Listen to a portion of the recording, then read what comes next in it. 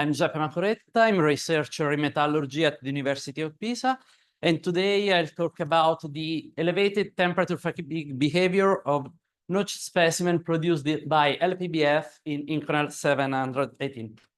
I'll show you something about the material method that we adopted in this research, some brief things about the microstructure of the material. Inconel is a very well-known material, so we don't spend too much time on that.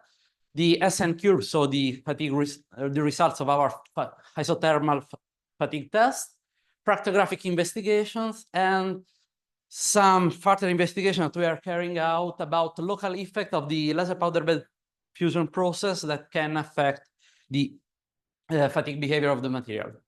So material Inconel 718, standard commercial material, standard powder size distribution. The specimens were produced with the Renishaw M500S printer that we have in our laboratory at the University of Pisa. It's a printer with capacity of 500 watts in terms of laser power, and it's a single laser printer, very flexible because it has not the internal sieving, so it allows us to change material and to change each parameter for research purposes. In this case, we used only specimen produced in vertical direction, employing a layer thickness of 60 microns and standard process parameters for this alloy. We work with specimen only in the as-built surface condition, while in terms of material condition, we work with heat-treated material. We applied the standard heat treatment, so the solutioning and double aging heat treatment standard for this kind of material. The specimens were tested for high cycle fatigue at high temperature. So we deal with isothermal high temperature fatigue. So the specimens were inserted in a furnace where we reached a temperature of 650 degrees. The specimen, as we are dealing with high cycle fatigue, were tested in load control. Longitudinal direction is the direction of the load. And we used a resonance machine. So we worked at a test frequency of about 100 Hertz. Just some hints about the microstructure. We are dealing with almost full dense material with only some sporadic pores arising from entrapped gas.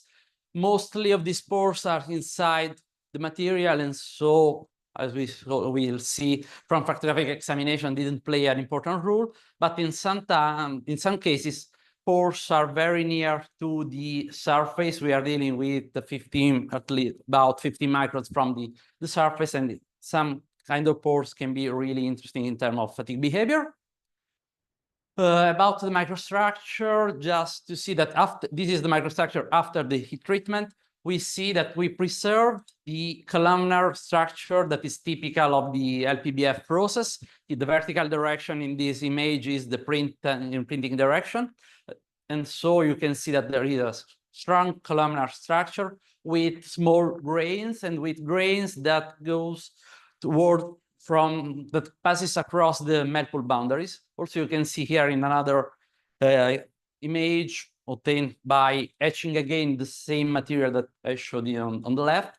You can see that the melt pool boundaries sometimes are still visible, but the precipitation structure, the columnar structure, and all the fine precipitation typical of the alloy create structure that pass through the melt pool boundaries.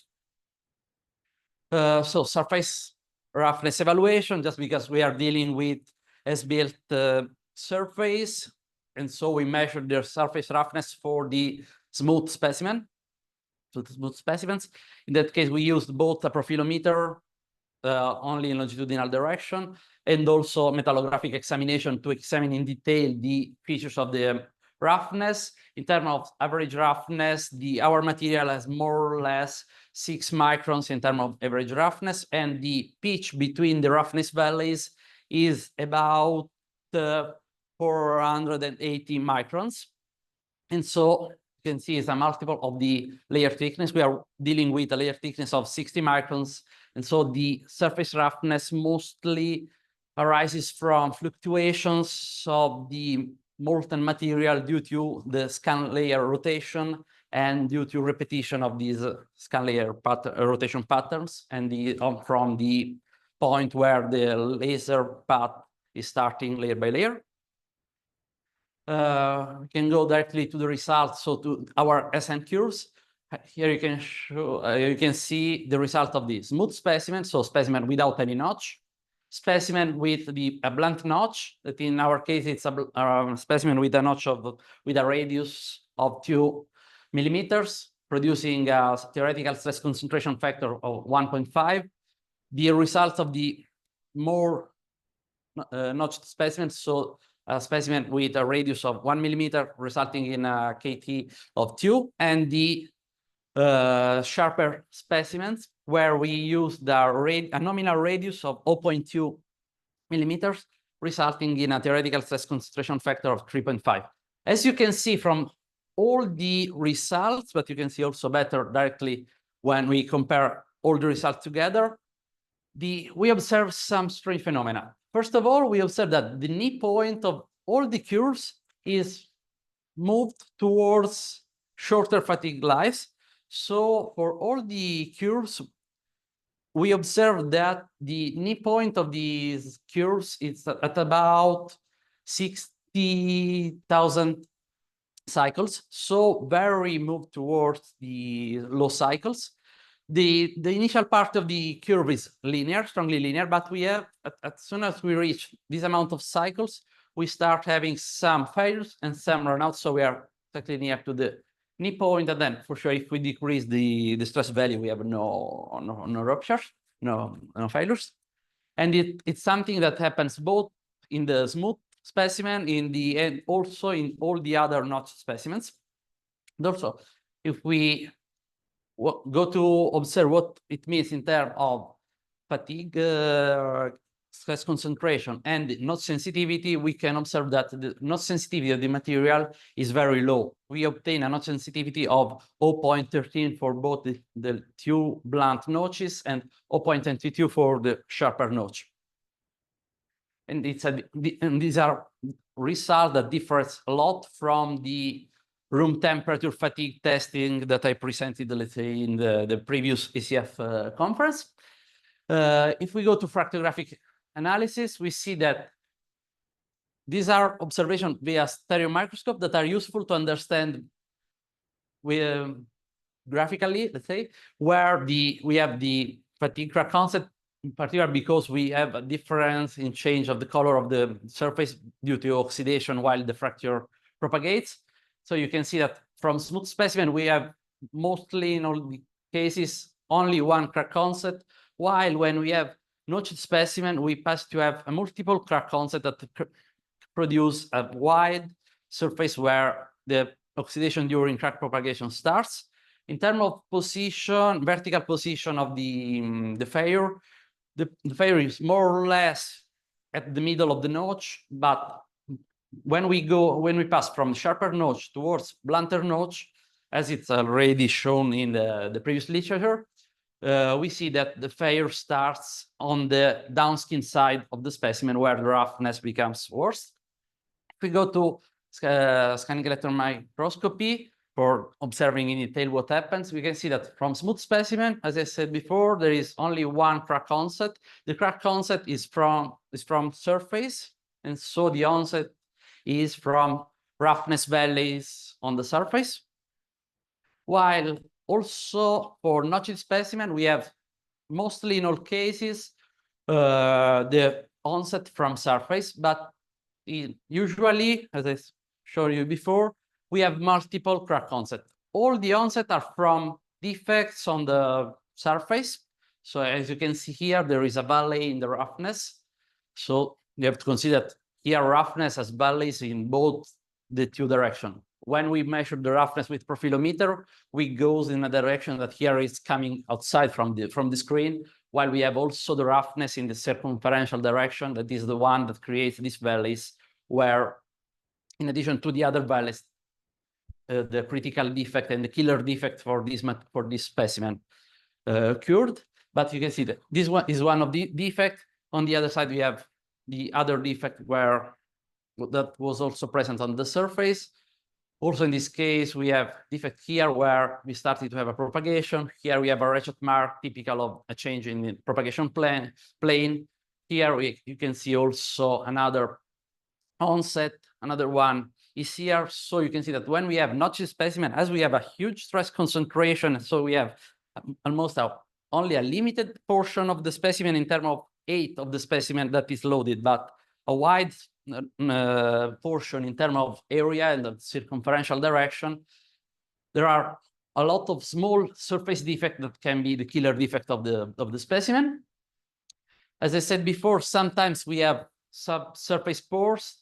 Here you can see that we have a lot of specimens that failed at low cycles, a lot of specimens that went to run out mostly with a certain superposition compared to this, but at a lower stress, and 2 cases where we have failure at stresses even lower than the values where we obtain run out results, so no failure. And when we went to observe so in details, we recognize that in both the 2 cases, we have subsurface pores that are even important like this, that they have a diameter of 80 microns, more or less.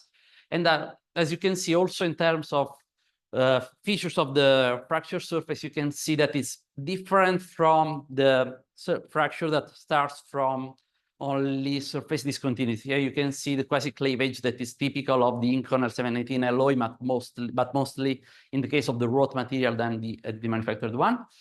Also in terms of fracture propagation, this is the monitoring of the test frequency of the machine, and you can see that for mostly all the cases we have a sudden drop, so the propagation phase took only a negligible part of the specimen life. Here you can see also in terms of classical striations typical of fatigue propagation, this material.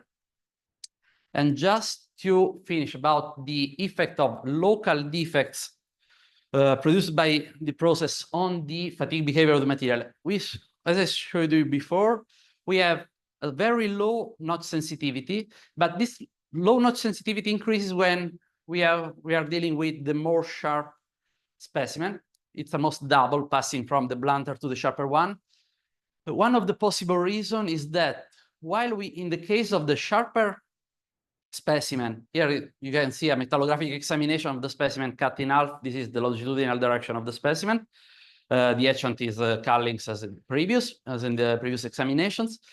If we deal about the radius at the end of the notch, the nominal radius, as I said before, it's 0.22, just for having this theoretical stress concentration factor. The effective radius that we can measure if we carry out a lot of examination, metallographic examination, then measuring via ImageJ software the dimension of the circle that we can place here, the effective radius is 0.13, so it's much lower than this. While when we go to blunter notches, more or less the dimension of the effective radius is more or less the one that we want as a nominal radius, and it's even bigger. And so just to conclude, we saw that all the specimens failed from the external surface, while on the smooth specimen that have a wide, in terms of length, isostress surface, we have only one crack concept. While when we pass to notched specimen, often we have multiple crack concept. The knee point is moved towards low cycles, and so before 10 at 5 cycles. And a very low notch sensitivity was observed. So probably, or even in this smooth specimen, the roughness creates a very strong killer defect that shadows the effect of the macroscopic notch that we can introduce. Thanks for the attention.